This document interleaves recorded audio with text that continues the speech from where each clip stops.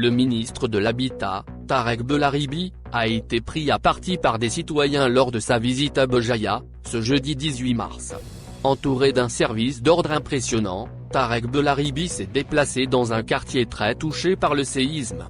Sa rencontre avec les citoyens a été très mouvementée.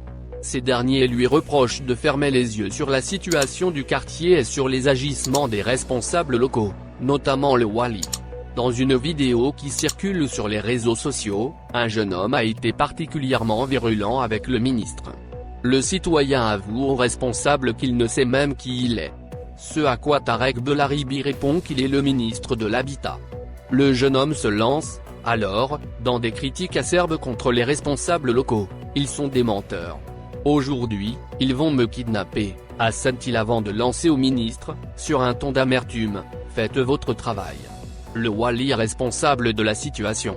Mal à l'aise, le ministre s'est extirpé de la foule pour rejoindre une maison. Les citoyens restés sur place se sont alors exprimés sur le cadre de vie de leur quartier. L'un d'eux, en colère, a affirmé qu'ils avaient alerté les autorités sur la situation depuis 2018. Il a dénoncé la façon dont les logements sociaux ont été distribués. Pour lui, le Wali est le premier responsable de ce désarroi, car il a été destinataire de plusieurs courriers l'alertant sur la vétusté des demeures. Le citoyen conclura son intervention en s'interrogeant sur l'absence de ce Wali lors de cette visite. Il faut signaler que suite au tremblement de terre qu'a connu la capitale des Hamadites, pas moins de 5 ministres se sont rendus sur place. Il s'agit des responsables des départements de l'Intérieur, de la Santé, de la Solidarité nationale, des Travaux publics et de l'Habitat. Boukadoum, l'Algérie est ciblée. Le chef de la diplomatie algérienne Sabri Boukadoum s'exprime sur les derniers développements aux frontières de l'Algérie.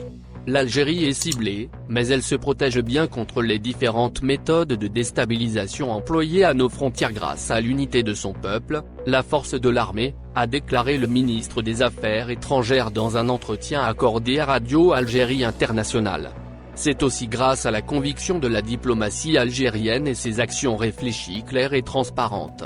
Nous ne jouons pas derrière les coulisses et nous n'avons pas de poignard caché derrière le dos. Ce n'est pas le genre de l'Algérie, a-t-il ajouté. L'Algérie ne souhaite pas voir des bases étrangères dans les pays voisins.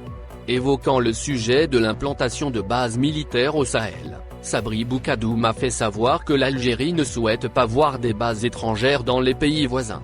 Historiquement, la multiplication des bases militaires étrangères n'a jamais apporté de bien, mais il appartient à chaque gouvernement de décider ce qu'il veut pour se défendre, a-t-il estimé.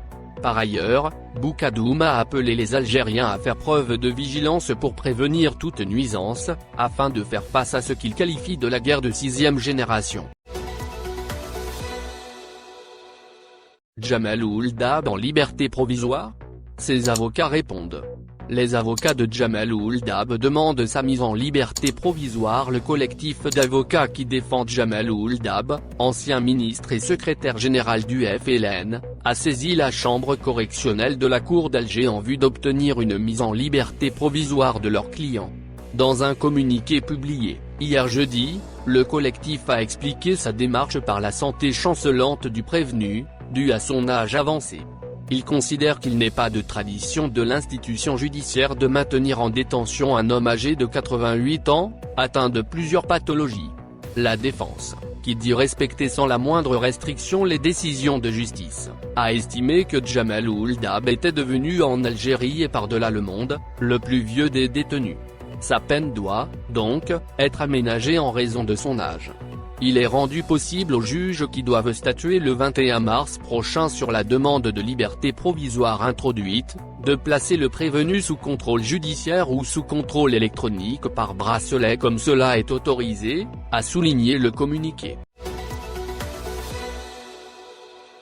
Une nouvelle directive de Belkacem Zegmati provoque la polémique. Décidément, le ministre de la Justice, Belkacem Zegmati, déclenche une nouvelle controverse chaque semaine. Après son projet de loi sur la déchéance de la nationalité, le garde des Sceaux est à l'origine d'une nouvelle polémique, dont l'origine est une récente directive très contestée. En effet, Belkacem Zegmati a interdit, le 15 mars, aux procureurs généraux l'ouverture d'enquêtes préliminaires afin de diligenter des procédures judiciaires concernant la gestion. Désormais, les procureurs ne pourront plus agir sans l'aval de la Direction des affaires juridiques. La directive du ministre de la Justice numéro 321 a été envoyée aux procureurs généraux près les cours de justice. Elle interdit les enquêtes sur la gestion et la dilapidation de biens publics. Elle dispose que quand il s'agit d'un agent public en activité ou non, la justice ne peut se saisir d'une affaire sans l'approbation de la Direction des affaires juridiques. Une directive qui fait polémique. Cette directive a soulevé le courroux des internautes, notamment les avocats. Ces derniers la considèrent comme une grave immixtion dans le travail de la justice. Selon eux, le ministre porte encore une fois un coup à l'indépendance de la justice. L'avocat Mostafa Bouchachi a affirmé, sur sa page Facebook ce jeudi 18 mars, que cette directive avait pour objectif de réactiver l'article 6 du Code de procédure pénale. Un article qui a été abrogé. L'avocat ajoute que cette directive encourage la corruption et favorise la sélectivité dans les poursuites judiciaires. Pour lui, il s'agit d'une grave atteinte à l'indépendance de la justice.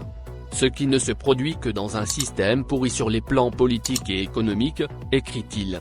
Un autre internaute s'interroge, où est l'indépendance de la justice dans ce cirque d'instruction, d'autant plus qu'il existe une loi, 0106 de lutte contre la corruption, qu'il convient d'appliquer tout simplement.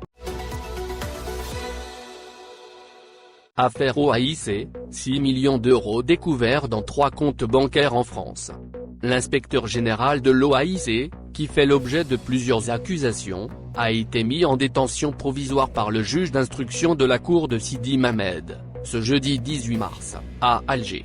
Le fonctionnaire est accusé d'espionnage économique, atteinte à l'économie nationale et d'avoir bénéficié de privilèges dans l'octroi de marchés publics.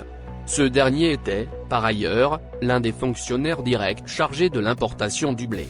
La brigade de lutte contre la criminalité économique et financière des services de sécurité de la wilaya d'Alger a procédé à l'arrestation de l'inspecteur général après une série d'enquêtes ayant résulté sur des informations relatives aux relations de l'inspecteur général avec les entreprises françaises chargées de l'exportation de blé vers l'Algérie. Par ailleurs, une somme de 6 millions d'euros a été découverte au niveau de 3 différents comptes établis en France. Selon la source judiciaire, plusieurs accusations ont été portées contre lui, dont la plus importante était l'accusation d'espionnage économique par fuite d'informations liées au projet de l'OAIC, Office algérien interprofessionnel des céréales. Une opération impliquant plusieurs personnes. Cette opération intervient quelques jours après que 8 personnes ont été provisoirement incarcérées à Guelma, parmi elles figure l'ancien directeur général de l'OAIC, toujours dans le cadre des affaires de corruption liées au détournement de blé tendre et dur. Les personnes concernées par l'ordonnance de dépôt émise par le tribunal de Guelma sont des cadres de l'institution au niveau de la wilaya de Guelma, en plus de l'ancien directeur général du bureau, puisqu'il occupait le poste de directeur régional de la même institution à Annaba, en plus des fonctionnaires chargés de la gestion de meuniers actifs au niveau de Guelma.